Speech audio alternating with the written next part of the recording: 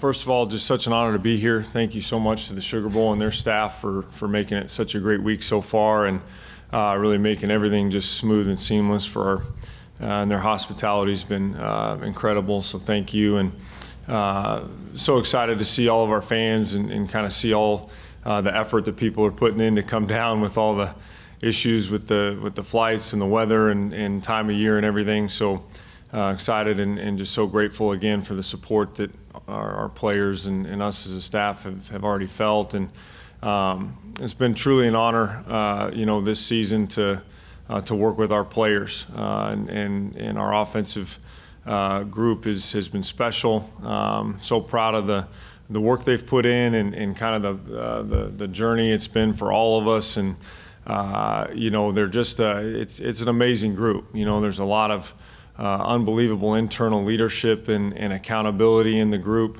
It's been so fun as a coach because you come in there every week and they're begging for more and wanting more and tweaks and adjustments and things, and so just how they've attacked that process and attacked and made the effort to improve their craft has been tremendous. And again, a tough and gritty group. We've had some ups and downs, through the year as well, and how they've responded and just continued to, trying to improve has been a lot of fun, and kind of talking about, the quarterbacks again with what Will has done, and Adrian, what they've done this year has been, it's kind of galvanized our unit, quite honestly. And it's every season, has those twists and turns that you never know are coming. And both of them have handled, each side of it, in stride. And, so proud of their leadership and consistency. There's never been any, overly, exuberance with some of the highs we've experienced, and there hasn't been any panic or, frustration, in any of the hardships or the lows, that we've experienced as well. And just their consistency and team mindset and, and how competitive and tough they've been has been absolutely tremendous, and so proud of them. And then just the leadership of Deuce and Cade and, Cooper up front and just how they've, again, just attacked the process has been a lot of fun. Extremely excited and honored with the challenge and opportunity we have to finish this thing off right. And, it's been a pleasure to work with them. So any questions? Right here in the first row. Derek Young, K-State Online. Just because he is now healthy, is there a strong desire to try to play Adrian Martinez in this game because of what he's meant to you guys in his 1 year with the program? I think we would definitely like that. I know Adrian would like that, and he's excited to do so. Obviously Will's going to start us off, and he's had a great prep and, the last month. And so, but no, it's something we definitely would love to get him on the field. What kind of complications from a pass rushing standpoint does Will Anderson and some of those other edge guys present? Well, they're obviously, very talented. They got great length. They play extremely hard, and well coached and work together, and have a lot of schemes that, obviously are a challenge. But, again, we've played a lot of good pass rushers in our conference as well, and it's something that, our guys are excited for. Right here in the middle. Collin, can you kind of put into words what Will Howard has brought to this offense? Oh man, I think it's I think his just consistency, and we always talk about from a coaching standpoint of truly mastering your craft and working to improve each and every day and just get 1 inch better every day, and he's done that for the last 2 years, and I think just watching his and our team, watching him, how he's worked himself into the position that he is it's incredible, and so his his ability and how he's been able to distribute the ball and let some of the schemes that we're working come to life. And find the holes or the whatever read or key it is in that play, in that millisecond to make that, decision and then deliver the football the way he has it's brought the offense to life. And this locker room is known for being a tight-knit group, but what do your two main quarterbacks bring to that because of the relationship they show everyone else in the locker room? No, I think it spearheads the whole effort, and unselfishness is obviously one of our 4 core values, and that's something that as a coach and a player is easy to talk about, but okay, when the chips are down, how are you going to respond and what are you going to do? And watching both of those guys respond and how they've handled this situation is, it's been it's been off the charts, and it's been the tip of the spear. All right, in the back. Do we have a question in the back? Michael Goins, GoPowerCat.com. Collin, how vital has a veteran offensive line been to your first season transitioning into offensive coordinator? Oh, no, it's, they're such a great group. I mean, not only with the experience, but just how tight-knit they are and what Coach Riley, has done with them from a continuity standpoint. The communication is, has been very good.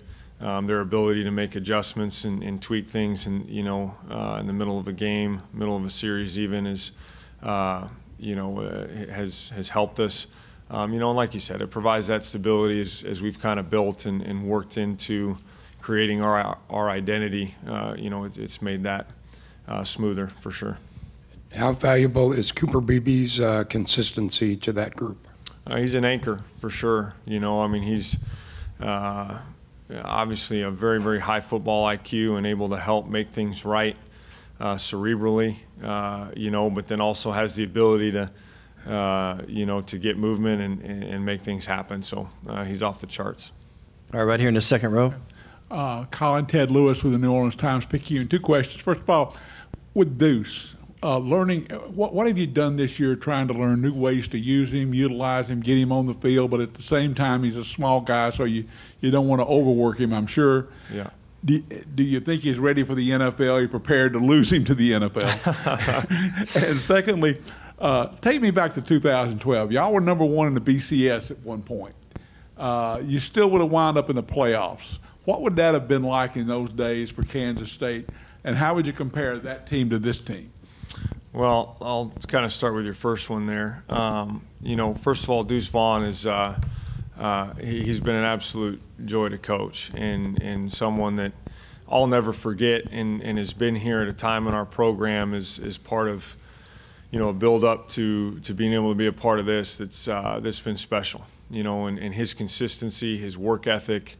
I can't remember a day that I can say, oh, Deuce had a bad day, and that's from a attitude approach standpoint, also a performance on the field standpoint. I can't tell you guys or bring one to memory that that he's had a bad day in any one of those categories. And so his level of professionalism and consistency is it's special. It's unique. And then he'll keep you up at night trying to think. He's so versatile. He's so smart and gifted. He makes you just constantly think of all the different ways that you can use him, and he doesn't skip a beat. I don't think any one of us has said, oh, that's too much for him to handle, because I don't know if there's such a thing, So, he's off the charts that way, and again, talking about his unselfishness, for some of the things that we were doing, especially earlier in the year with some of that quarterback run game stuff, we were asking him to block. And so he's had to be more, he's had to do more blocking in some different things this year in the run game and in the protection situations that, a lot of guys would probably balk at a little bit. And he's taken it in stride and stroke a backer up under his chin and pass pro or in the run game that, for his size, he does a great job, and so, whatever he chooses to do, obviously we're behind him 1,000%. I'd love to coach him for the next 10 years, but fortunately that doesn't work like that. So, whatever he chooses to do, he's made an impact on K-State. He's made an impact on me and our team that, is second to none. As far as our team and program being similar to, the run we had back, 10 years ago, it's hard to believe it was 10 years ago. I think it's not stuff like this or, special seasons don't just happen. It's the little things that, that are a part of that locker room, that are a part of, your players and how they do everything, and it's not that, hey, yeah, both years you win a Big 12 championship. It's like, no, how that happens is so much more important than what actually happens, and how they've attacked the process, how disciplined they are. You look, we get in our run in the second half of the year, we had, very, very little guys miss anything.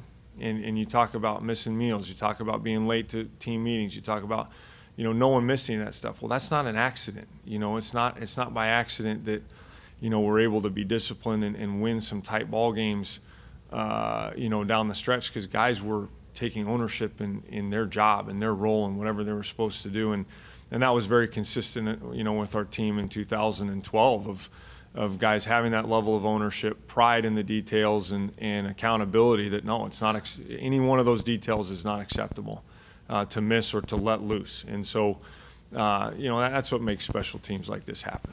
All right, we have time for two more questions, starting in the back.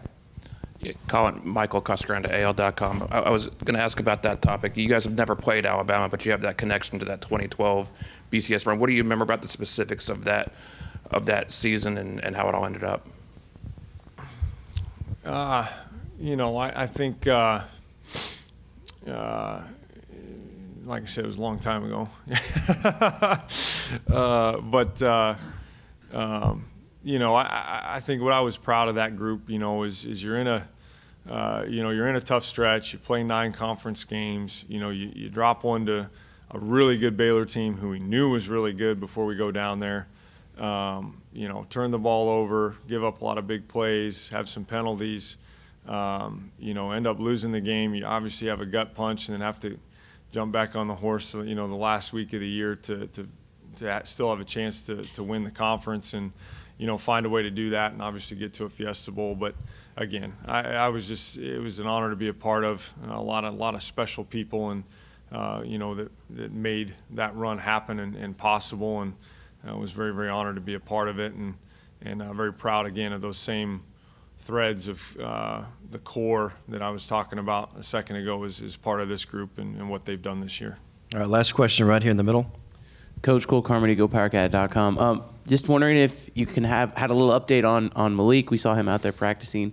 And then as far as RJ Garcia goes and his development, obviously came in the Big 12 championship and made a few big plays. Yeah. Just kind of where are both of those guys at as of today? Yeah, no, I think Malik's ready to go. Been very pleased with how he's how he's played this week, and that's one of those twists and turns, right? That us as a staff got to react to, and then obviously players got to be ready to go, and it's a next man up mindset, and no one knows. I mean, Malik was playing unbelievably well, in that championship game as a big catch on the 7 route. Huge, explosive play on the jet sweep, gets dinged up. RJ steps in, doesn't miss a beat, and comes up with a monster catch. So it's everybody's got to be ready to do their part, and RJ is, I think I was so happy for him to watch and see his work and preparation, be able to pay off on the field in a big moment.